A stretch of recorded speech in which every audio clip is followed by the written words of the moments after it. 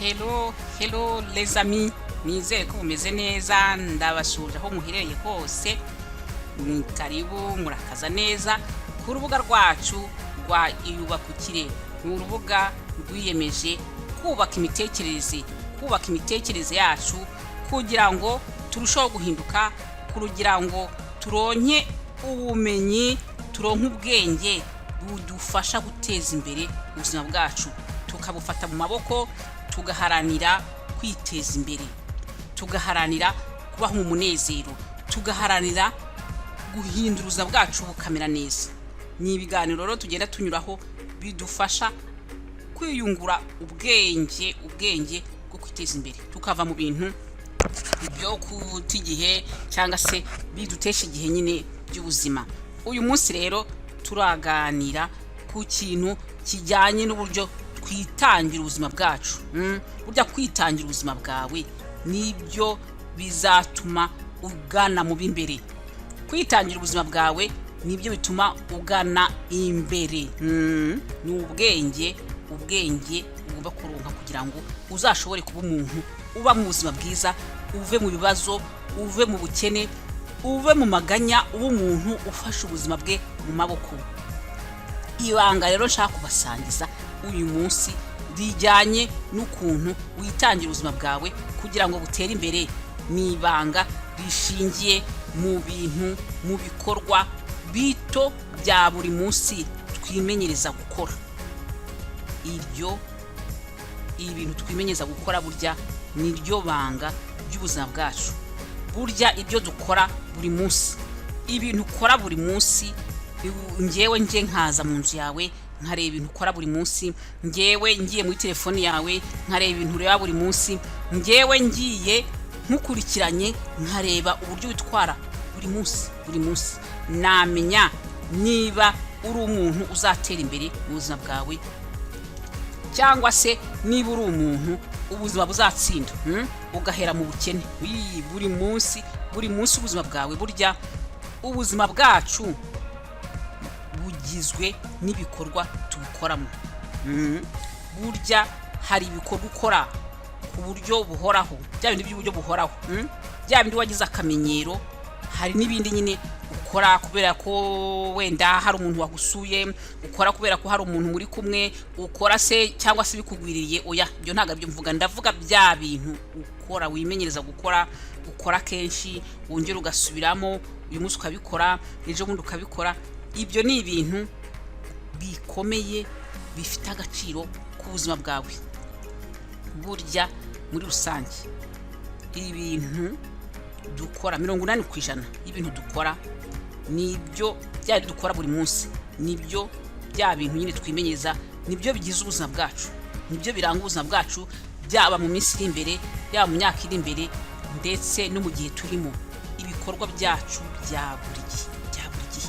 Ni ukuvuga ngo buri gihe ugomba gusuzuma ibikorwa byawe bya buri gihe, kubera ko ubuzima bwacu ni ingaruka y'ibintu twimenyereza gukora. Niba wimenyereza gukora ibintu bigutera bizakwiganisha mu bukene, uzaba umukene nyine. Ni ukuvuga ngo hari ibintu wimenyereza gukora ukazagana inzira y'ubukene, byakunda byakwanga, kubera ibyo bintu ukazagana ubukene. Cyangwa se hari n'ibindi wimenyereza gukora ukazagana ubukire. Ibintu ukora buri munsi, bya bindi bimenyereje akamenyero. Les habitudes ni ikintu gikomeye mu buzima, ni ikintu gihindura ubuzima bwacu kikaba cyabugira bwiza cyangwa kikabugira bubi. Niba hari ibintu bimenyereje bikuganisha ubukene, uzaba umukene. Niba wimenyereza ibintu byiza bikuganisha ubukire, uzaba umukire. Hari nanone n'ibintu ushaka gukora, bya bintu ukora buri munsi bishobora kuganisha mu kurwara, ukarwara indwara kubera ibyo bintu bimenyereje.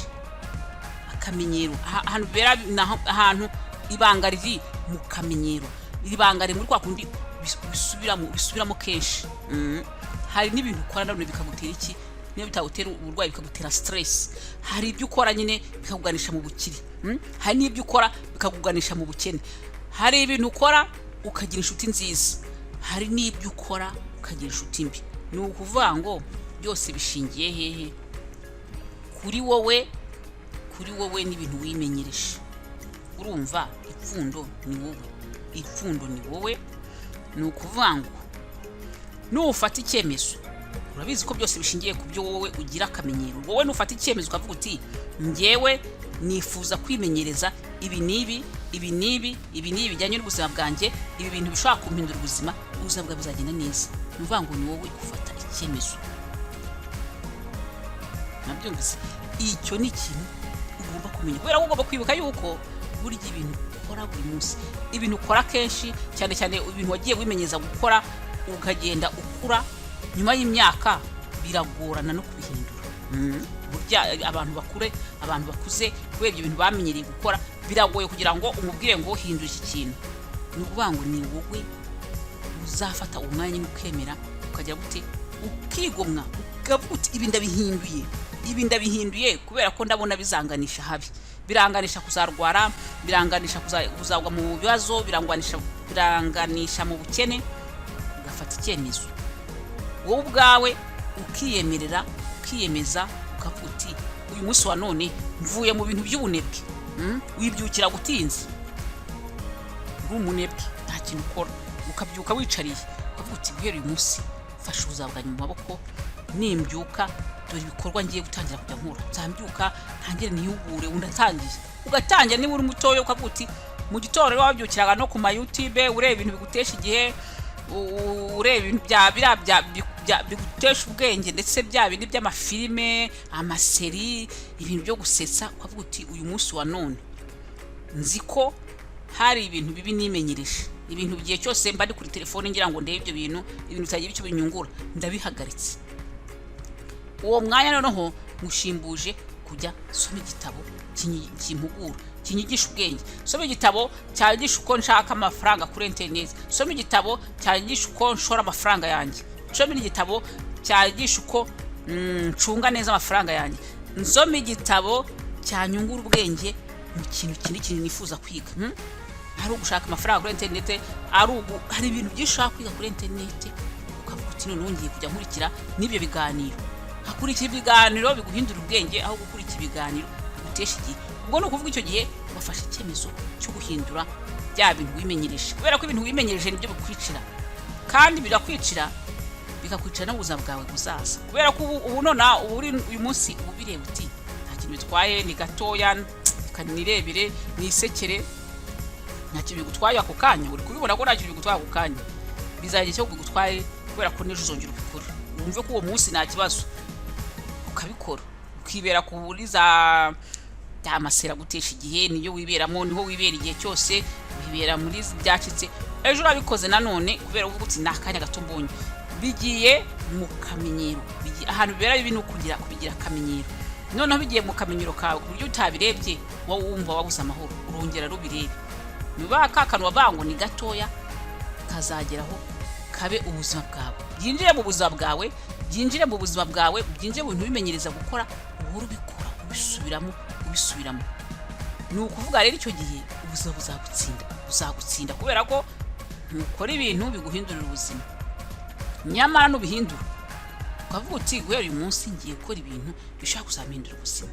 Buri munsi ugahindura bya bintu wareba gukabirika, none ugafata ibyiza, ukiga, ukihugura, cyangwa se ugatangira ukavuga uti ngiye gutangira agashinga, ngiye nkitabira ngakorere, ntangire niga uburyo umushinga uyu nawukora, umushinga unteza imbere, ndawutangiye. Nubwo utari wabona icyo ubyaro ako kanya, ariko ukabuze yuko mu myaka iri imbere uzagira n'uzaguteza imbere. Ni ukuvuga ngo watangiye, uratangira gutyo buhoro buhoro, ibintu uhora usubiramo yari byiza, byanze bikunze bizaguhindura ubuzima bwawe ube bwiza.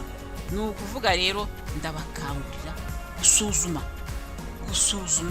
umunsi wawe uvuga uti iyo mbyutse nkora iki, umunsi wawe wose uvuga uti reka ndebe ibintu ngukoramo, mbese ibintu ngukoramo ni ibintu byazampindura ubuzima mu myaka 5, ni ibintu byazampindura ubuzima mu myaka 10, se ni ibintu byampindura ubuzima ubu nonaha.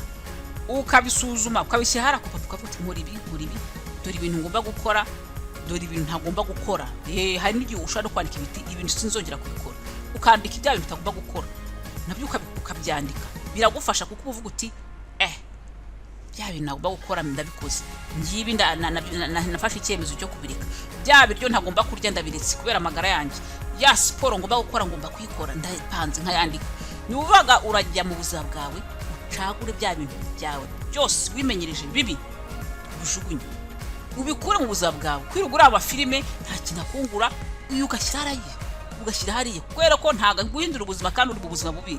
Uri mu buzima bubi ntago uragira wowe igihe cyo kwidagadura ngo uhore mu bintu by'amafilime kandi nta buzima bwawe bwarazambye.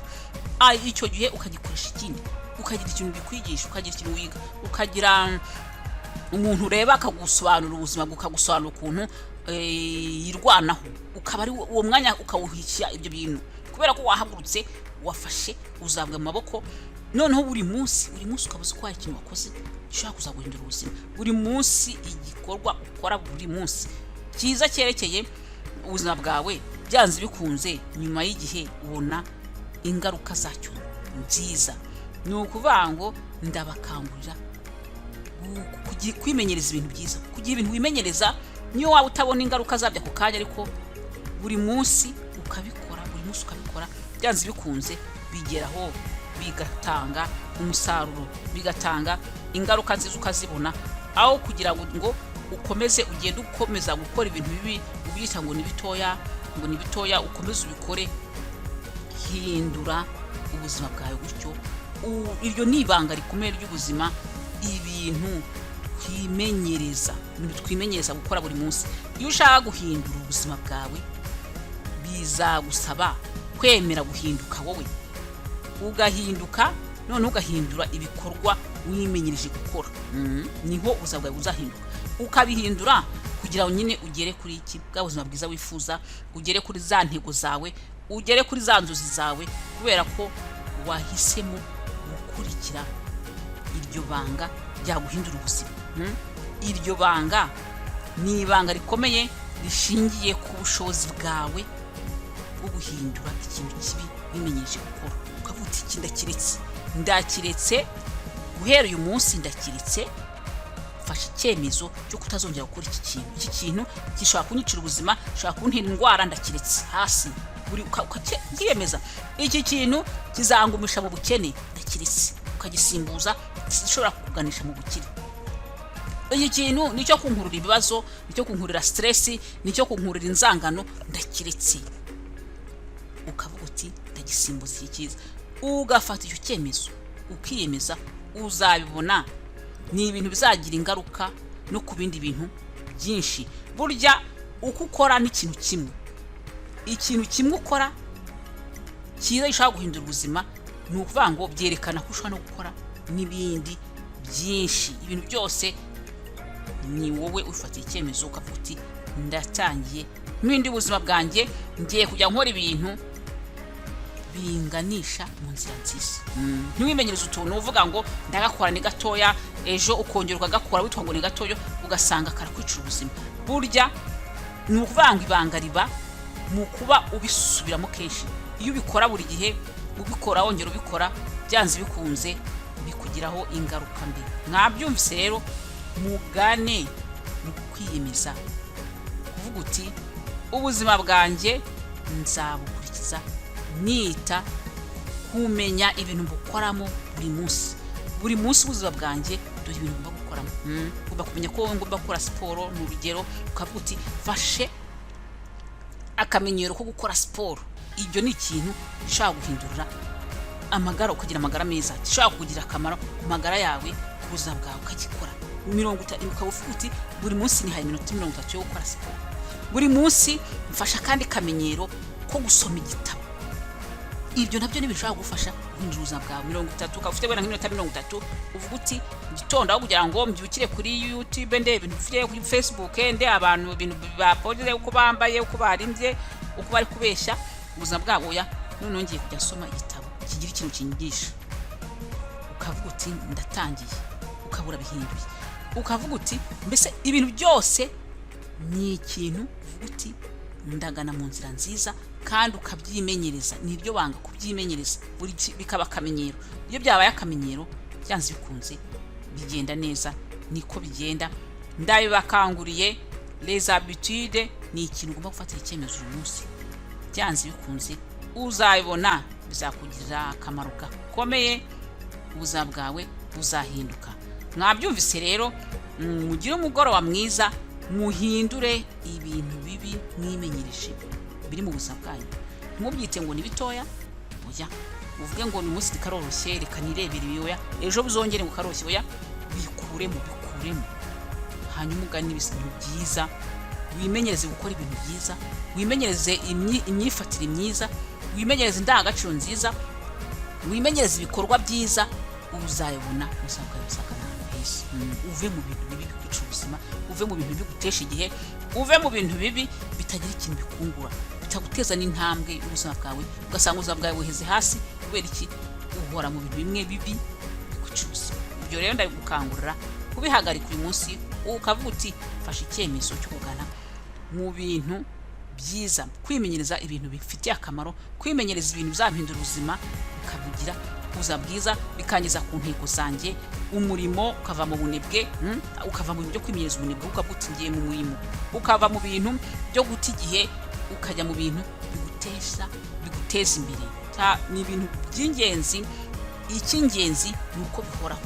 Cya gihe uhora ubikora niho ibanga rishingiye. Ibanga rishingiye mu kubihoza, kuba bihoraho, uhozaho, ejo ukabikora, none ukabikora gutyo, ugasanga biri kugira akamaro. Mwabyumvise rero, mugire umunsi mwiza, nawe utaha ku yindi video. Yari Lady Jane, bakunda cyane. Bye bye.